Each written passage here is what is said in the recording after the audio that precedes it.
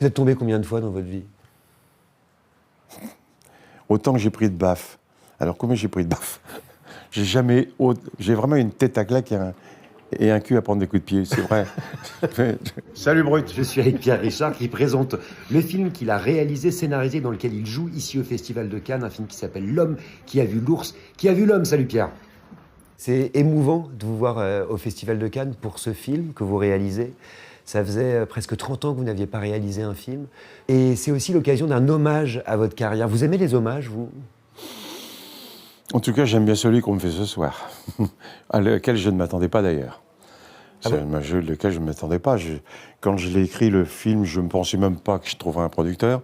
Je le faisais plutôt pour passer mon temps du mois d'août et du mois de juillet chez moi dans le Midi, plutôt que de rien faire. Et puis après, je n'ai pas pensé que j'aurais trouvé un producteur. Je l'ai donné à un copain qui m'a dit « Oh, j'ai adoré », je me suis permis de le proposer à un producteur. Et du coup, ce film auquel je ne croyais pas, improbable, tout à coup est parti sur un lancement. Mais à votre avis, à quoi on rend hommage quand on rend hommage à Pierre Richard? Qu'est-ce qui nous émeut chez vous, à votre avis? Mais je dirais d'une manière générale, c'est le sourire des gens. Et cet hommage, je l'ai pratiquement... évidemment, c'est pour ça que je ne veux pas diminuer celui que j'ai à Cannes, bien entendu. Depuis le temps que je vais à Cannes, j'ai jamais eu... j'y étais en tant que comédien, mais jamais en tant que réalisateur. Mais cet hommage quotidien, des gens qui me croisent et qui me font un grand sourire, pour moi, je le prends comme un petit hommage, mais multiplié par autant de gens, c'est formidable. Peut-être que ces gens sourient parce qu'ils voient en vous le rêveur, celui qui est un peu dans la lune, le poète aussi. Vous êtes comme ça Donc oui, je ne sais pas comment ils me voient, parce que je ne leur demande pas. Comment est-ce que vous définiriez ce que c'est qu'un rêveur? C'est quoi un rêveur pour vous, Pierre? C'est quelqu'un qui aime se projeter dans l'imaginaire. Parce que s'il y a une chose qui m'emmerde, c'est la réalité. C'est ce qui frappe vraiment quand la on voit votre quotidienneté, film. j'ai du mal. J'ai du mal à la vivre, la quotidienneté. Je fais des efforts, hein. Beaucoup. Vous pouvez demander à ma femme, je fais des gros efforts. Mais j'en rate beaucoup quand même des coups. Qu'est-ce qui vous en Et moi, embête? le rêve, pour moi, c'est justement cette capacité que j'ai de m'échapper d'un...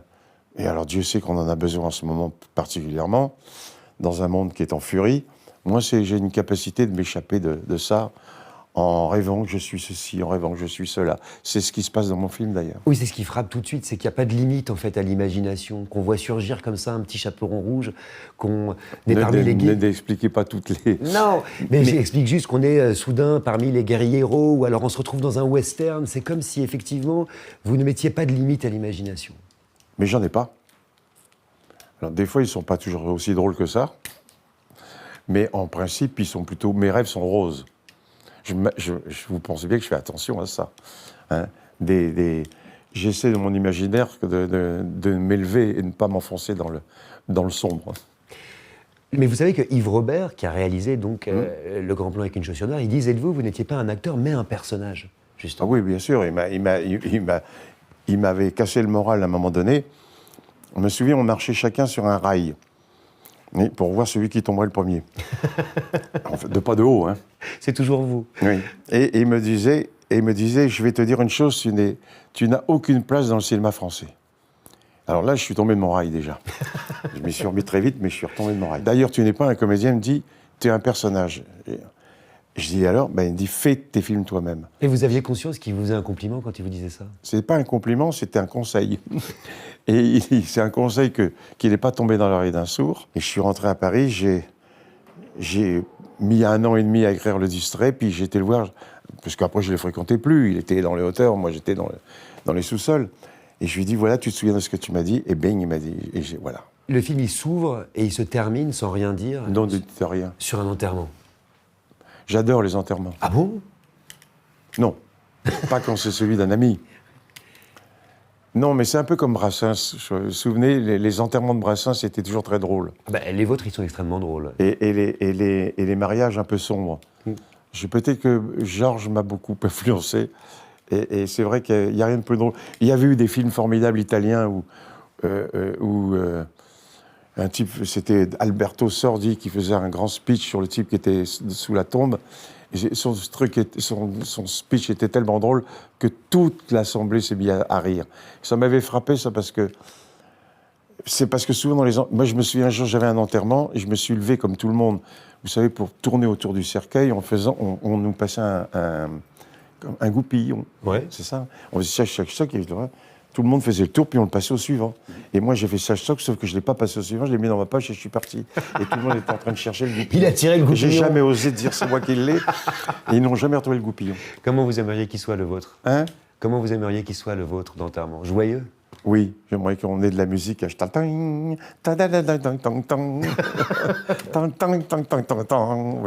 Je me souviens quand j'ai lu votre autobiographie, vous racontez des scènes complètement folles, notamment la fois où Bob Dylan a demandé à vous voir. Il faut nous raconter ça. J'étais voir Bob Dylan parce que j'étais invité. Et puis moi, pour plaisanter, je dis à mes copains, ils étaient 5-6, mais vraiment pour plaisanter, j'ai dit, je vous laisse 2 secondes, je vais dire bonjour à Bob. Et évidemment, tout le monde se marre. Mais à ce moment-là, au fond, je vois un groupe de 8-10 hommes en noir, garde du corps, qui s'éloignent comme une allée, de garde du corps, une petite porte au bout, et Bob Dylan qui apparaît, qui fait... Et moi, je me retourne, et il insiste, et je comprends que c'est moi. Et donc, j'y vais. Et au moment de fermer la porte, il me prend par l'épaule, Bob Dylan me prend par l'épaule, et au moment où la porte se ferme, je vois mes copains qui étaient là. Je venais de dire, je dis, Bob... Il dit, mais c'est vrai. Et Bob Dylan m'amène, il me parle, il me dit qu'il avait adoré le Grand Blond, puis il me présente à un copain à lui qui était derrière la porte, c'était Scorsese. Scorsese était là. Et alors, on parle pendant un quart d'heure, moi mal, parce que je parle mal anglais, mais quand même. Et puis à un moment donné... Vous lui dites quoi en anglais qu'on comprenne? Oui, il m'avait dit qu'il avait adoré le Grand Blond, que j'étais formidable, que le film était bon, enfin bref, il m'a fait plein de compliments. C'est pas, s'il me demande de venir, c'est pas pour me dire que c'est au foot à l'heure. Et là-dessus, il me raccompagne à la fin de l'entracte, il ouvre la porte, l'allée sur des gardes du corps, et au bout de l'allée, il y avait toujours les autres qui étaient là. Et moi, je suis arrivé vers eux, je fais, allez, on y va maintenant. La classe. Alors là, c'est pas Bob Dylan, c'est Johnny. Johnny qui est partout dans ce film. Johnny qui est comme, quelque part, une ombre, un fantôme, j'ai l'impression. J'adorais Johnny, il m'adorait. On ne le sait pas trop parce que, à l'époque, d'abord, tout le monde maintenant sait tout parce qu'il y a les réseaux sociaux, parce qu'il y a les téléphones, nana. Mais à l'époque, j'ai jamais été convoqué la presse pour me dire surtout soyez là parce que je suis avec Johnny. Non, moi c'était pas mon truc. Mais j'ai chanté avec lui, personne ne le sait, dans des endroits incertains. J'ai été à Daytona avec lui, avec ma Harley avec lui. Personne ne sait ça non plus. Mais j'étais très copain avec lui et j'ai gardé beaucoup d'affection pour lui. Oui, c'est très émouvant. Qu'est-ce qui vous émouvait chez lui, justement? Bon, il avait un nez. Un nez. Vous l'avez, vous? J'en sais rien. Surtout, moi, je saigne beaucoup du nez, alors je fais très attention à ça. Mais non, mais c'était...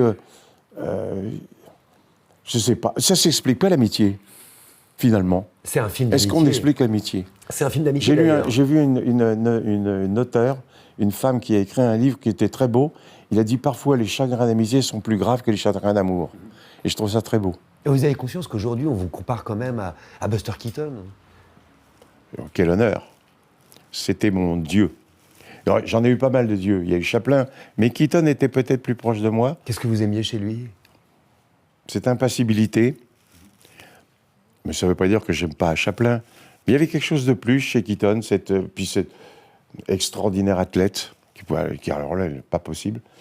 Mais j'ai aimé aussi Jerry Lewis, j'ai aimé et Tati, bien sûr. Vous savez, j'ai rencontré un jour Tati, j'étais très... Je venais de sortir Le Distrait. Et j'étais dans une soirée, puis je l'ai vu dans la soirée. J'ai pas osé lui dire bonjour. C'est lui qui est venu à moi, qui me dit, il est donc venu voir le film sûrement, mais c'était tout début. Il m'a dit, monsieur, vous avez beaucoup de talent, vos jambes parlent pour vous. Waouh. Et mes jambes ont rougi.